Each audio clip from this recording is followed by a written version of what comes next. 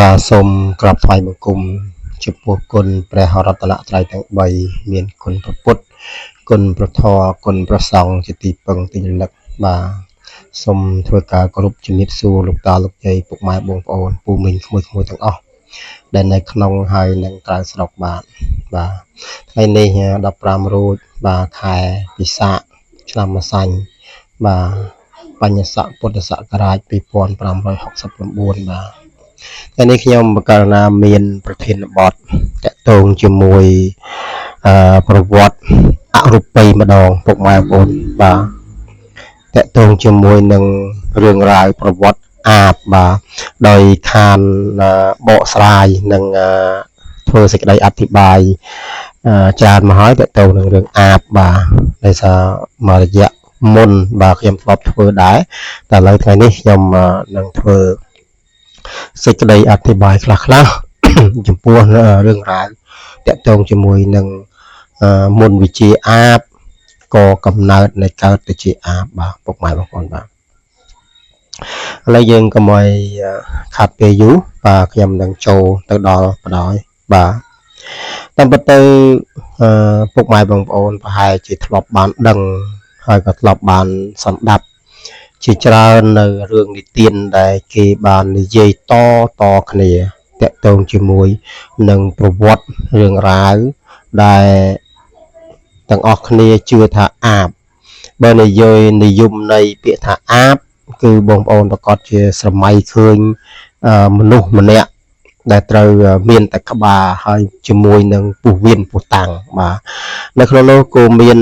ភាពយន្តបាទហើយនឹងរឿងនិទានខ្លះហើយនឹងវីដេអូខ្លីៗខ្លះក៏គេនិយាយប្រវត្តិរឿងរ៉ាវជាមួយនឹងអាបនឹងដែរបាទប៉ុន្តែខ្ញុំក៏មានប្រវត្តិរឿងរ៉ាវខ្លះតាក់ទងជាមួយនឹងរឿងអាបនេះដែរទៀតណាបាទបើយើងដឹងទៅការស្រាវជ្រាវរបស់ខ្ញុំពីខេត្តមួយទៅខេត្តមួយពីចាស់ព្រឹទ្ធាចារ្យតកូលរៀមច្បងអស់លោកដែលជាអ្នកចេះដឹងនៅផ្នែកជំនឿរូបិយនិងអរូបិយនិងអ្នកដែលមានក្បួនតម្រាប្រពៃណីចេះចាំនៅសិលសាស្ត្របាទមុនព្រះគាថាហើយក៏ធ្លាប់ជាគ្រូក៏គាត់ធ្លាប់បាននិយាយដូចគ្នាបាទភាគច្រើនអាបគឺថាច្រើនកើតទៅលើតែមនុស្សស្រីតែប៉ុណ្ណោះឯងពុកម៉ែបងប្អូនបាទដែលយើងធ្លាប់ដឹងគ្រូដំណាលច្រើនគ្នានឹងការបកស្រាយទៅប្រព័ន្ធ social media អីចឹងដែរបាទពុកម៉ែបងប្អូនបាទប៉ុន្តែយើងក៏ដឹងប្រវត្តិខ្លះតាក់ទងជាមួយការរៀបរាប់របស់គាត់បាទប៉ុន្តែយើងក៏នៅតែជឿថាដើមហេតុដើមចងដែលនាំជាបច្ច័យឲ្យទៅកើតអាបគឺដោយសារមុនព្រះគាថាស្នេហ៍បាទនៅក្នុងនោះស្នេហ៍ក៏មិនមែនថារៀនគ្រប់មុនគាថាស្នេហ៍คล้ายទៅជាអាបទេបាទសូមបងប្អូនទាំងអស់គ្នាវែកញែកកន្លែងនេះអញ្ចឹងខ្ញុំឃើញអ្នកបកស្រាយច្រើនបាទនៅក្នុងប្រព័ន្ធ social media តាមលោកគ្រូអ្នកគ្រូឯងគឺគាត់ច្រើនតែបកស្រាយថារៀនស្នេហ៍គឺកើតអាបប៉ុន្តែស្នេហ៍មុនព្រះគាថាស្នេហ៍មានច្រើនបាទមិនមែនមានតែមួយមុខទេបាទស្នេហ៍ព្រះទឹកស្នេហ៍ព្រះច័ន្ទស្នេហ៍ព្រះពុទ្ធបាទស្នេហ៍អ្នកតាស្នេហ៍ខ្មោចបាទស្នេហ៍សារិកាស្នេហ៍លិនថោងកលវិតអីទាំងអស់បាទគឺមានច្រើនរាប់រយមេឯណោះទៀតណាបាទតើរៀនមួយណាคล้ายជាអាបពុកម៉ែបងប្អូនបាទប្រហែលជាពុកម៉ែបងប្អូនខ្លះប្រហែលជាដឹងថាអូប្រហែលជាសារិកាលិនថោងហើយបាទលេខញឹមហាលួយហើយមើលទៅបាទអញ្ចឹងកម្មការសិក្សាស្រាវជ្រាវរបស់ខ្ញុំបាទលោកគ្រូអ៊ីនបាទដែលជាចាស់ព្រឹទ្ធាចារ្យមួយរូបដែលជាគ្រូរបស់ខ្ញុំដែរបាទក៏បានបកស្រាយរៀបរាប់អំពីរឿងរ៉ាវទាំងអស់នេះគឺលោកគ្រូនៅឯខេត្តកញ្ចេះបាទហើយគ្រូក៏ជាអ្នកធ្វើនៅកថាមុនយន្តការពារមុនខ្មៅធ្មប់អាបច្រាបអំពើខ្មោចព្រាយបិសាចនឹងដែរបាទហើយខ្ញុំនឹងក៏បានរៀនវិជ្ជាអំពីលោកគ្រូនឹងបានវិជ្ជាខ្លះបាទនៅក្នុងនោះខ្ញុំរៀនបានវិជ្ជាព្រះ5ព្រះអង្គរៀនវិជ្ជាស៊ីផុកហើយនឹងរៀនប្រឆ្ងោកបាទហើយយើងឆ្ងល់ថាព្រះ5ព្រះអង្គនោះគឺជាអ្វីបាទគឺព្រះ5ព្រះអង្គនឹងផ្នែកខាងមុនក្បាច់គុណបាទតាមការពិតទៅយើងនឹងហេតុអីបានប្រាស់5ព្រះអង្គមុនក្បាច់គុណប៉ុន្តែមុនរបស់ វិជាខាងក្នុងទេបាទអត់មានរៀនខាងក្រៅទេហើយប្រឈ្ងោកបាទរៀនប្រឈ្ងោកគឺរៀនខាងអីបាទគឺរៀនខាងទុតិយបាទរៀនខាងទុតិយគុណគូមើលអីចឹងទៅផ្នែកផ្លូវក្នុងហើយវិជាស៊ីផុកគឺរៀនសម្រាប់ព្យាបាលជំងឺព្យាបាលអីចឹងទៅប៉ុន្តែគ្រាន់ថាយើងទាំងអស់គ្នាស្ដាប់ចំណងជើងទៅថាស៊ីផុកគឺវិជាអីមិនដឹងណាបាទតែតាមការពិតមិនមែនជាគឺជាមុនវិជាចម្រើនដោយមុនបល័យព្រះគាថាគឺមើលផ្នែកបែបរបៀបផ្លូវក្នុងបាទហើយលោកគ្រូក៏បានរៀបរាប់បកស្រាយតកតងជាមួយនឹងមុនគាថាដែលជាហេតុជាបច្ច័យនាំឲ្យកើតទៅជាអាបពុកម៉ែបងប្អូនបាទដោយសាររឿងរ៉ាវខ្លះយើងទាំងអស់គ្នាក៏បានដឹងហើយស្ត្រីមួយចំនួនគាត់មិនសូវមានរូបឆោមលោមល្អទេទីមួយហើយគាត់ក៏ជាស្ត្រីដែលមានវ័យចំណាស់អញ្ចឹងទៅហើយក៏មានការអាភ័ព្វស្នេហ៍មិនមានស្វាមីមិនមានអីគេមិនមានបុត្រអីទេបាទហើយអ្នកផងភូមិលបងតែមួយនឹងច្រើនតែមើងងាយច្រើនតែបន្ទោសបង្អាប់ថាមកពីនាងខ្មៅសក់កញ្ញាញ់ថ្មិញនឹងមិនសអីចឹងទៅឬក៏មកពីនាងខ្មៅនឹងសក់កញ្ញាញ់ក្រលំបាកតោកយ៉ាអីចឹងទៅពេលនឹងហើយស្ត្រីដែលជាអ្នករងគ្រោះមានការតូចចិត្តបាទតូចចិត្តពុកម៉ែបងប្អូនបាទមានការព្រួយបារម្ភតូចចិត្តណាបាទហើយអ្នកដែលថាហ្នឹងមិត្តភ័ក្តិទៀតបាទអ្នកដែលនៅជាមួយគ្នាភូមិស្រុកជាមួយគ្នារៀនវិជារៀនអក្សររៀនអីជាមួយគ្នាធ្វើនំចេកសមប្រពៃណីវប្បធម៌លៀងកលៀងស្រូវតាមពីនៅជំទង់ពេញវ័យរហូតដល់ម្នាក់ទៀតហ្នឹងមានស្វាមីជាអ្នកមានបាទតបតែងរូបកាយស្អាតល្អក៏មកជួបគ្នាម្ដងម្កាលអញ្ចឹងទៅក៏មានពាក្យតិចទៀនពេបជ្រាយថាអញ្ចឹងទៅបាទធ្វើឲ្យនាងដែលជាអ្នកក្រនឹងមានការតូចចិត្តបាទតូចចិត្តជីវិតរស់នៅហេតុអីក៏ខុសគ្នាបាទគោសម្រាប់នឹកឃើញទៅរៀនវិជាស្នេហ៍អំពីលោកគ្រូបាទគ្រូមិនមែនគ្រូស្រីទេគឺគ្រូប្រុសសម័យនោះណាបាទហើយលោកគ្រូនឹងក៏មើលដឹងអំពីជោគវាសនាអនាគតរបស់កូននឹងថារៀនទៅថ្ងៃក្រោយคล้ายទៅជាពពួកព្រលឹងព្រាយអសូរកាយនឹងចូលគង់កាន់ចូលថែរក្សាចូលឃុំក្រងនៃចិត្តវិញ្ញាណរាងកាយរបស់គាត់ហើយលោកគ្រូនឹងបានផ្ដាំទៀតថាឥឡូវកូនឯងកុំរៀនអីវិជាស្នេហ៍មិនល្អទេសម្រាប់កូនឯងបាទគួរតែរៀនវិជាណាដែលមានប្រយោជន៍វិជាណាដែលអាចជួយឲ្យសុខសប្បាយអនាគតអីយ៉ាងទៅប៉ុន្តែនាងមិនព្រមនាងថាទេលោកតាខ្ញុំជាអ្នកខ្សត់អត់ក្រណាស់ចឹងខ្ញុំចង់បានវិជាស្នេហ៍មមេដែលខ្លាំងពូកែសម្រាប់ខ្ញុំដាក់អ្នកណាបាននៅនឹងបាទទៅម្ដងហើយអត់គ្រូមិនអោយទៅ2ដងហើយអត់គ្រូមិនអោយរហូតដល់ទី3គ្រូថាពេលវេលាកម្មមកដល់និស្ស័យត្រូវតែបានត្រូវតែអោយបាទពេលនោះគ្រូអោយស្នេហ៍ព្រាយបាទម៉ែបងប្អូនពេលនោះមកជាលើកទី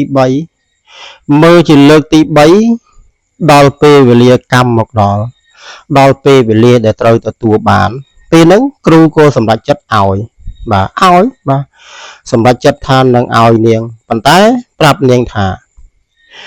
កូនពេលបានវិជានេះទៅត្រូវពពួកប្រឹងប្រលឹងវិញ្ញាណផ្លូវក្នុងនឹងមកគេហៅថាជាបរិវារមកជាអ្នកជួយកូនចង់បានអីគេជួយឲ្យបានសម្រេចប៉ុន្តែកូនឯងត្រូវរៀនបល័យនេះឲ្យបាន7សិលណាបល័យស្នេហ៍ហ្នឹងបាទពេលនោះលោកគ្រូនឹងឲ្យវិជាស្នេហ៍ព្រាយបាទពុកម៉ែបងប្អូនបាទ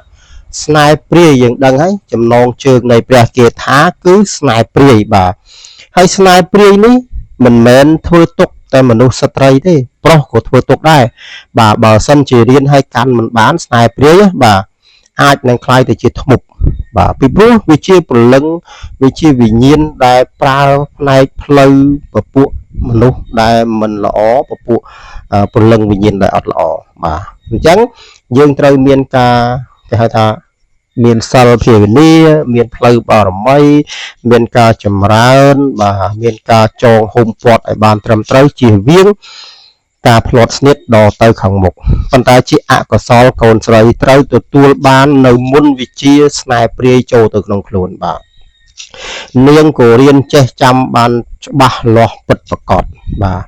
ហើយនាងក៏យកទៅដាក់បរោះដែលជាទីនាងស្រឡាញ់ពេញចិត្តបាទក៏មានកូនបានរៀបមង្គលការសំប្រកបមានគ្រួសាររស់នៅជាសុខដូចគេដូចឯងទៅបាទពេលដែលយើងនៅមានកម្លាំងនៅមានឆោមលោមពណ៌នៅមានកម្លាំងសិលបារមីយើងនៅឈ្នះបាទយើងអាចទប់ឈ្នះតែដល់ពេលយើងចាស់ស្រគត់ស្រគុំអស់នៅកម្លាំងសិលបារមីយើងក៏ធ្លាក់បា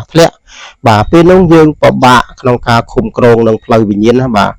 ហើយវាជាអំពើមួយដ៏សាហាវណាបាទសាហាវខ្លាំងណាស់អ្នកដែលចេះវិជាស្នេហ៍ព្រាយនេះបាទ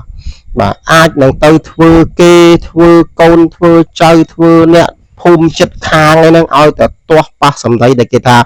ទៅសុំលក្រីខ្ទឹមរិចអត់ឲ្យហ្នឹងគឺធ្វើហើយបាទតាមពិតទៅគាត់មិនធ្វើទេគឺឲ្យតែថាមិនឲ្យគឺពពួកអាហ្នឹងវាខឹងជំនួសវាទៅធ្វើជំនួសនេះបាទហ្នឹងការពិតហ្នឹងរឿងហ្នឹងបាទវាទៅអញ្ចឹងបាទរហូតទៅដល់គាត់មានការប្រែម្ដងតិចនៅពេលដែលវាទុំពេញទៅបាទបានដឹងថាខ្លួនឯងនឹងคล้ายខ្លួនទៅជាអាបពេញទីបាទពុកម៉ែបងហើយមានដំណាលខ្លះបាទពុកម៉ែបងដំណាលខ្លះគេថាមកពីរៀនស្នេហ៍ព្រាយនឹងទៅនោមប៉ះមេជើងបាទនេះជាប្រសាសន៍អ៊ំស្រីមួយឯងបាទគាត់មីងមួយគាត់នៅឯខេត្តកំពង់ចាមហ្នឹងគាត់ដំណាលអញ្ចឹងដែរបាទហើយអ្នកប្រសាសន៍ប្រសងមួយអង្គដែលគង់នៅខេត្តកញ្ចេះហ្នឹងក៏មានសង្ឃដីកាអញ្ចឹងដែរថាពេលដែលថ្ងៃពេញបរមីស្ត្រីហ្នឹងត្រូវនោមទៅចេញភ្លើងមកបាទចេញភ្លើងភ្លឺនៅក្រោមជើងមកនឹងបានន័យថាស្ត្រីនឹងនោមប្រឡាក់មេជើងហើយនឹងកើតទៅជាអាបនឹងប្រសាសន៍របស់ប្រគុណម្ចាស់នៅឯខាងបោះលាវបាទបោះលាវណាកាលពីខ្ញុំនៅជាប្រសង់ឆ្នាំដូចជា2000ជាងបាទហ្នឹងគឺលោកមានសង្ឃដីកាអញ្ចឹងដែរដោយសារខ្ញុំស្រាវជ្រាវច្រើនប៉ុន្តែរឿងមួយទៀតប្រពៃណីវប្បធម៌បុរាណលោកបានចងក្រងមកចំពោះទំនៀមទម្លាប់របស់ខ្មែរយើងនៅពេលដើរឆ្លងទន្លេយើងដឹងហើយថាអាបចូលចិត្តស៊ីអីគេអាបបាទពុកម៉ែបងអាបចូលចិត្តស៊ីគម្រងឬក៏កូនកង្កែបឬក៏កូនតឡនតនឬក៏ភក់ជាំដែលមានក្លិនអាសោចគឺវាចូលចិត្តបាទផ្នែកផ្លូវនេះឯងវាជាពឹសអាហ្នឹងទៀតណាវាជាថ្នាំពឹសណាបាទថ្នាំពឹសសាហាវណានៅពេលណាអាបខំប៉ះទៅលើអ្នកណាមួយអ្នកនឹងពិបាកមើលណាបាទភាកច្រើនគឺស្លាប់កម្ររកគ្រូណាមើលបានជុលណាទៀតណាបាទអាបនេះបាទហើយចាស់បុរាណតែងតែអញ្ជើញគ្រូអាចារ្យឬក៏សក្តិលោកឬក៏លោកសង្ឃដែលបានចាក់សិក្ខាបទមកបានស្រោចទឹកធ្វើអាចារ្យជាគ្រូផ្លូវបារមីផ្លូវអាចារ្យឯហ្នឹងចេះច្បាស់ពិតប្រកបនៅចំណងឧបគុតបាទបាលីពតសីមាគ្រប់សពបែបយ៉ាងដើម្បីយកមកពតសីមាឲ្យកូនប្រពន្ធរបស់គាត់ដែលឆ្លងទន្លេពីដើមគេថាឆ្លងទន្លេណាបាទចាស់បុរាណអាំងភ្លើងដល់ទៅកន្លះខែបាទតែឥឡូវបាត់ហើយបាទចាក់ថ្នាំតែមួយជុលពីរជុលបាត់ហើយមិនពិបាកមានព្រាយកលាភ្លើងអីទេបាទឥឡូវហ្នឹងគឺអញ្ចឹងឯងប៉ុន្តែក្នុងនោះក៏មានព្រាយកលាភ្លើងដែរហើយសួរថាព្រាយកលាភ្លើងហ្នឹងមកពីណាបងប្អូនបាទព្រាយកលាភ្លើងមកពីណាមកអំពីព្រលឹងវិញ្ញាណព្រាយអាបវាមកបន្លាចម្ដាយហ្នឹងម្ដាយដែលកំពុងអាំងភ្លើងហ្នឹងនៅពេលដែលយើងអត់មានសីមាមានអីពាត់ទៅធ្លាក់ឈាមវាអីទៅអាបនឹងវាទៅលិតវាទៅបឺតជញ្ជក់ឈាមនឹងហើយវាទៅរកសុកបាទទៅរកសុកហ្នឹងកប់នៅកន្លែងណាវាកាយឬក៏វាកកេឬក៏ខ្លះទៅបោះចោលអត់បានកប់អញ្ចឹងវាទៅស៊ីតោងនៅលើមែកឈើលើកន្ត្រកឬក៏ស្បៃឬអីយ៉ាងបោះចោលវាទៅហែកទៅញែកខំសុកនឹងយកមកស៊ីបាទហើយមានលោកគ្រូមួយអង្គគេហៅថាពុទ្ធិចារដែរដែលគាត់និយាយថាហេតុអីបានអាបចូលចិត្តស៊ីសុកបាទអាបចូលចិត្តស៊ីសុកដោយសារ សក់នឹងវាមានកោសិកាលូតលាស់ហើយធ្វើឲ្យយើងមានសាច់ស្អាតឆោមលោមពណ៌អាបនឹងវាដឹងថានៅក្នុងសក់នឹងវាមាន stem cell ជួយឲ្យនៅក្មេងបាទការបកស្រាយរបស់គាត់នឹងយកភាពជឿនលឿនហើយសន្មត់ទេយកមកនិយាយនោះបាទខ្ញុំឃើញលបងបណ្ឌិតនឹងគាត់និយាយគាត់ជាសាស្ត្រាដ៏ល្បីបាទនៅស្រុកខ្មែរយើងប៉ុន្តែគាត់និយាយកន្លែងហ្នឹងខ្ញុំសួរចាស់ហើយខ្ញុំដើរយូរហើយខ្ញុំដឹងថានិយាយហ្នឹងមិនត្រូវទេបាទមិនត្រូវទេបាទហេតុអីបានអាបចូលចិត្តស៊ីសុកបងប្អូនបាទកាលណាក្មេងម្នាក់កើតមកមានសុកមានសំណុំសង្វារមានគង់សំណុំឪពុកម្ដាយខ្លះអត់ដឹងទេយកទៅបោះចោលត្រូវបានអាបហ្នឹងវាទៅស៊ីអាសុកហ្នឹងដែលមានឈាមក្លិនអាសោចហ្នឹងស៊ីចូលនៅពេលដែលវាស៊ីចូលព្រលឹងវិញ្ញាណនៃកម្លាំងព្រាយក្បាល8កម្លាំងអសូរកាយហ្នឹងវាស្រូបយកនៅវិញ្ញាណសិលវិញ្ញាណគ្រូវិញ្ញាណបារមីនៃក្មេងដែលកើតហ្នឹងបាទគឺបាត់ហ្មងវាស្រូបអស់ហើយក្មេងហ្នឹងស្មាទោសបងប្អូនបាទពុកម៉ែបងប្អូនបើសិនជាអាបនឹងបានស៊ីអាសុកនឹងហើយឬក៏សំណុំមួយនឹងសង្វារនឹងហើយហ្នឹងក្មេងនឹងគឺលីលើហើយបាទមួយជីវិតនឹងគឺភ្លេចភ្លាំងនិយាយអាលិបអាលប់មិនដឹងមុខមិនដឹងក្រោយបាត់ការលូតលាស់បានន័យថាបែកធាតុប្របែកនៃព្រលឹងវិញ្ញាណផ្លូវបារមីបាទអញ្ចឹងបានចាស់ពីដើមគេប្រយ័ត្នណាគេកប់ណាទៀតណាគេកប់ជីកឲ្យបានត្រឹមត្រូវហើយគេយកបន្លាហ្នឹងទៅស្រះពីលើទៀតបាទហើយគេធ្វើមុនវិជាបើគេចង់ចាប់គេធ្វើមុនវិជានៅកន្លែងហ្នឹងដើម្បីចាប់អាបនៅកន្លែងហ្នឹងព្រោះអាបហ្នឹងវាមិនខ្លាចទេបាទវាមានវិធីសាស្ត្រវាមានសិលវិជាវាឲ្យខ្យល់ឲ្យអីវាធ្វើឲ្យប៉ើងកន្លែងហ្នឹងបាទបារមីវាខ្លាំងព្រាយបាទវាប្រើគ្រប់សពបែបយ៉ាងដើម្បីជីកកោះកាយយកឡើងប៉ុន្តែដោយសារគ្រូខ្លះគេមានសេមាមានតែសេមាទេបាទបោះតែដីដុំឬក៏ដុំថ្មមកគ្រប់នៅហ្នឹងហើយសេមាហ្នឹងគឺជាប់នៅហ្នឹងរហូតហើយមិនងាយធ្វើអីអ្នកណាបោះបានអាបមកនឹងឆេះ